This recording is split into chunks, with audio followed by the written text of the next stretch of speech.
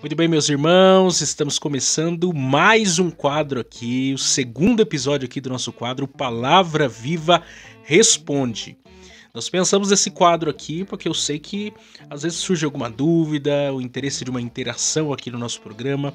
Eu quero que você participe desse quadro e para isso eu quero que você nos siga lá no Instagram. Nós temos aí o nosso perfil do nosso programa lá no Instagram, Palavra Viva Prog, e você pode ir lá mandar sua mensagem. Eu vou abrir sempre uma caixinha de perguntas lá e você pode estar fazendo sua pergunta ou mesmo se você quiser me seguir lá nas redes sociais, no Instagram também, eu sempre coloco no meu Instagram lá essa caixinha de perguntas, né, @MiqueiasAlvesSouzaCruz, e vocês podem fazer as suas perguntas e interagir. Pelo menos uma vez na semana nós vamos estar tendo esse quadro aqui e eu quero que você participe aqui, vai ser bem interessante, bem bacana. E hoje nós temos perguntas aí, então vamos rodar aí a nossa vinheta e nós voltamos já já.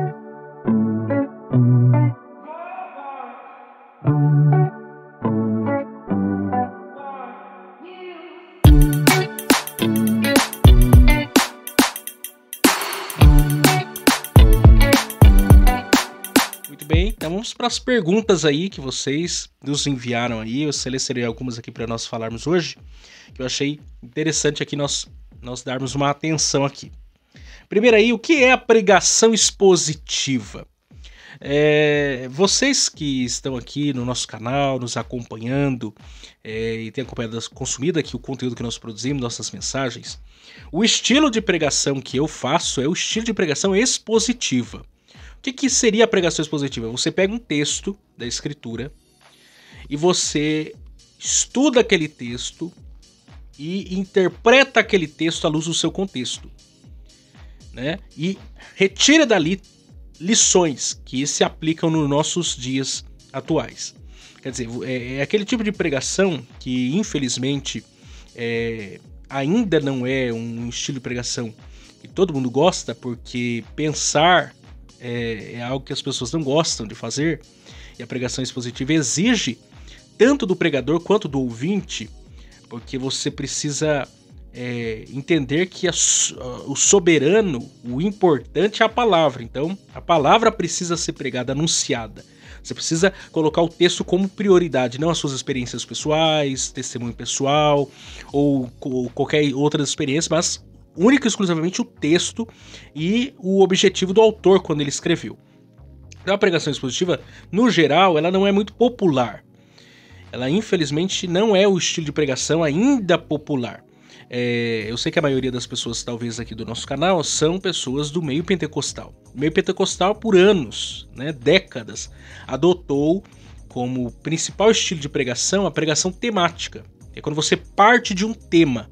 Você escolhe um tema e você desenvolve tópicos e subtópicos daquele assunto, que é um estilo de pregação como qualquer outro, um pouco que exige até mais do pregador no sentido da criatividade, né? O pregador tem que ter um estilo de pesquisa muito amplo, mas também é um estilo de pregação muito arriscado, né? Dependendo do contexto, o assunto que está sendo tratado pode ser um estilo bem arriscado, porque às vezes o que se está falando num texto da Bíblia não necessariamente tem a ver quando você une um texto com outro texto da Escritura. Que esse é o estilo temático. Você escolhe um tema, então você vai falar de amor. Geralmente as pessoas pegam aquelas bíblias de concordância bíblica e tudo que tem de amor coloca lá como subtópicos para falar sobre o amor. Isso não é errado, porém isso pode fazer uma salada também. Pode fazer ali uma salada de fruta de ideias e conceitos completamente opostos. A pregação expositiva ela é mais concentrada num texto, num contexto e tirar aplicações a partir daquilo ali. E o pregador vai desenvolver ali, vai colocar tópicos, subtópicos, de acordo com o que ele está observando com o texto. Esse é o estilo de pregação que eu adotei desde que do seminário também, a gente aprendeu dessa forma, meu professor de homilética já nos ensinou dessa forma, e eu também concordo que esse é um dos estilos melhores. Não é o único certo, não estou dizendo isso. Existem outros estilos de pregação que são necessários. Uma pregação temática, dependendo o tema, é super importante e necessário, que talvez eu não consiga explorar tantos tópicos como numa pregação expositiva. Então, uma pregação temática, dependendo do assunto, ela é eficaz. Porém, como pregação bíblica para alimentar a vida da igreja, a pregação expositiva ela tem um poder muito grande. Vamos supor aqui, nós estamos expondo aqui Romanos. Eu estou expondo verso a verso de Romanos, capítulo a capítulo. Eu estou expondo coisas que talvez eu não fosse expor, eu não fosse pregar, se eu não estivesse seguindo essa agenda da própria palavra de Deus. Então eu não vou escolher ou selecionar os textos que me agradam na pregação expositiva. Eu simplesmente vou pregar aquilo que o texto está dizendo que eu tenho que pregar.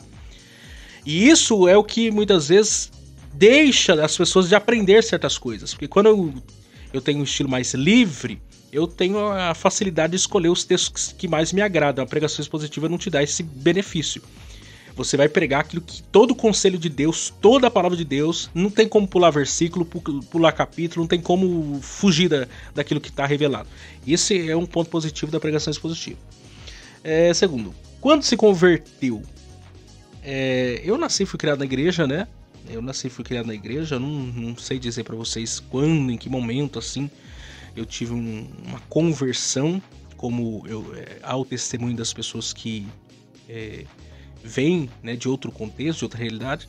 Com 12 anos eu me batizei, mas eu sempre nasci e fui criado no contexto cristão, experiência cristã sempre foi muito clara para mim ali. Eu não sei dizer uma data para vocês a respeito disso.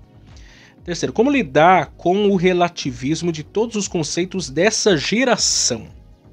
Isso aqui é importante. Nós estamos vivendo no contexto da pós-modernidade, em que não existe mais uma verdade, nesse contexto de mundo pós-moderno. Então, existem verdades no plural.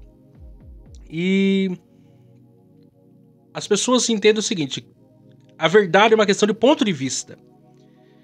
E dizem eles que se a verdade é vista de ponto de vista, todo ponto de vista é visto de um ponto. Então, esse relativismo diz o seguinte: eu não posso ser taxativo com uma opinião sobre determinado assunto porque outro pode pensar de maneira diferente da minha. E na concepção do relativismo não quer dizer que a outra posição esteja errada. Porque o relativismo abraça tudo, aceita tudo. Essa falsa tolerância do tudo. E isso, infelizmente, já entrou dentro do contexto religioso. Entrou dentro das nossas igrejas. O relativismo já tomou conta. Coisas que há 10 anos atrás nós tínhamos facilidade para combater, hoje já não estamos combatendo mais. E não porque a verdade mudou, a verdade continua a mesma, a palavra de Deus. Mas esse politicamente correto, que está sendo quase que uma ditadura nesses últimos dias, essa ditadura do politicamente correto, por isso que existem tantos cancelamentos. Por que essa onda de cancelamentos?